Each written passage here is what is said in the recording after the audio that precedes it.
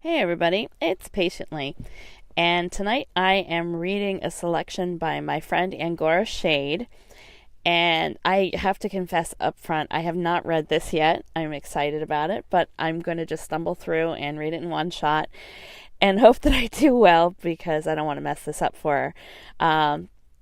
Well, I guess I'll just get started.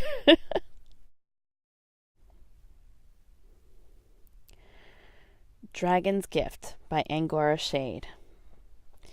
The maintenance door creaks and suddenly slams shut. A cool draft accompanies the sound, rushing past my face and blowing my hair toward the back of my head. I feel a deep breath from Maxine at my back and watch as the shadows from the paper lantern flicker abruptly as the candle inside protests before snuffing out.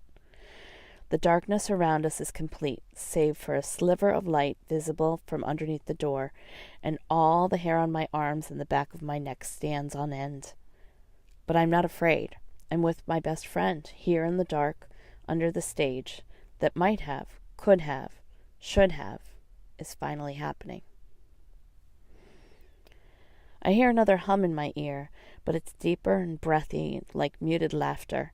I add my own amusement into the dark as I embrace the moment and push away the frightening thought of the closed door locking us inside. I can think of worse situations than finding myself trapped under a stage with a lover for an undeterminable amount of time. Hands move up over my arms and press lightly upon my shoulders. Guided down upon the floor, I feel its cool, rough surface contact my knees, and then my hands and rear as I sit down. I can't help but feel nervous. I've dreamed of this happening for so long. I wipe my sweaty palms against my bare thighs and embrace Maxine's midsection as she lowers me flat against the floor. My heart flutters. This is really happening. Another hum comes from inside Maxine's costume. She takes my hands away from her body and lays them under her own. We drag our hands in unison down over my torso and bunch the fabric of my shirt together into fists. In a graceful movement, we shimmied my shirt out from under my back and discarded it over my head. The air is cool against my bare skin, but the contrast of Maxine's warm touch flowing over me leaves behind a trail of sweet warmth. Maxine's heavy costume makes a soft thud next to me as she settles at my side, shucking my shoes from my feet and tossing them. My jeans and a rumple around my ankles quickly follow, and I reach out to her again with both hands. I grasp nothing but air, and the tinkle of her bells tells me she's there. Mouth hot and wet.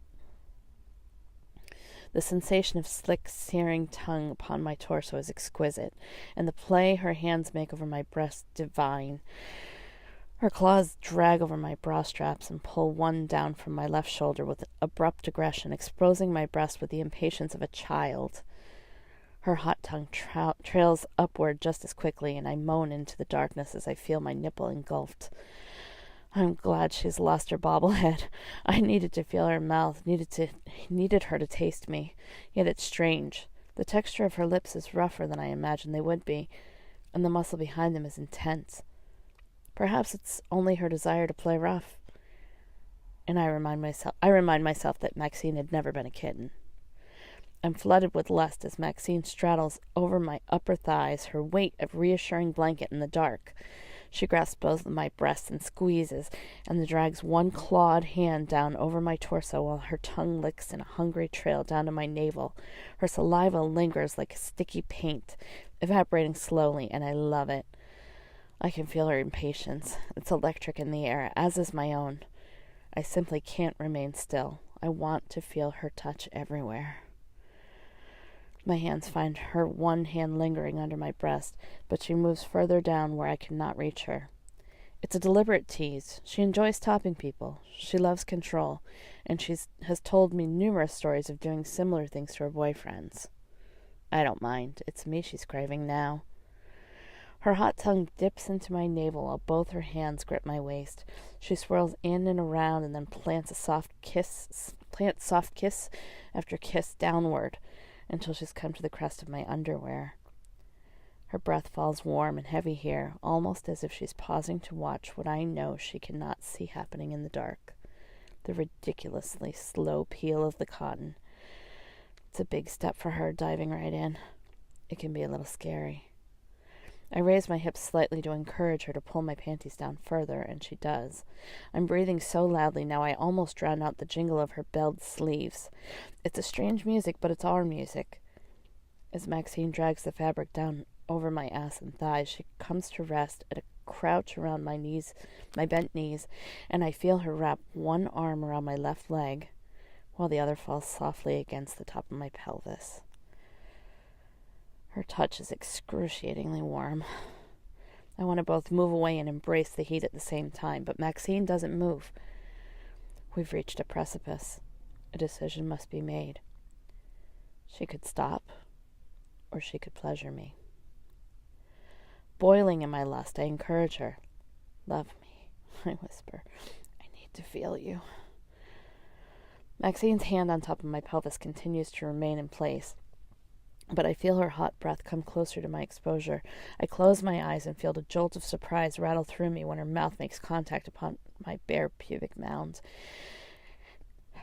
and when I feel the tips of claws trailing down either side of my labia. I release the breath I'm holding when her mouth trails lower, licking my folds and searing my flesh. It's almost too warm to endure, and I find that my body fidgets with indecision of whether the heat belongs there. But it's wonderful, and it's slow. For her first time with a woman, Maxine is really taking her time, as it should be. She presses with the flat of her fingers over my petals, peels aside back, licks with the tip of her tongue, moves to the other side to plant a kiss, and then explores my very center with a depth no one has managed to make before, with only the use of her tongue. Exquisite. Perhaps Maxine is not the novice I thought she was. She doesn't fumble. She doesn't make a mess of things. Each touch, tap, and probe is deliberate and makes me verbalize my pleasure aloud. Yes, I am her maiden fair, ravished and consumed. My back arches slightly, and I feel the arm Maxine is around my upper thigh move underneath my backside.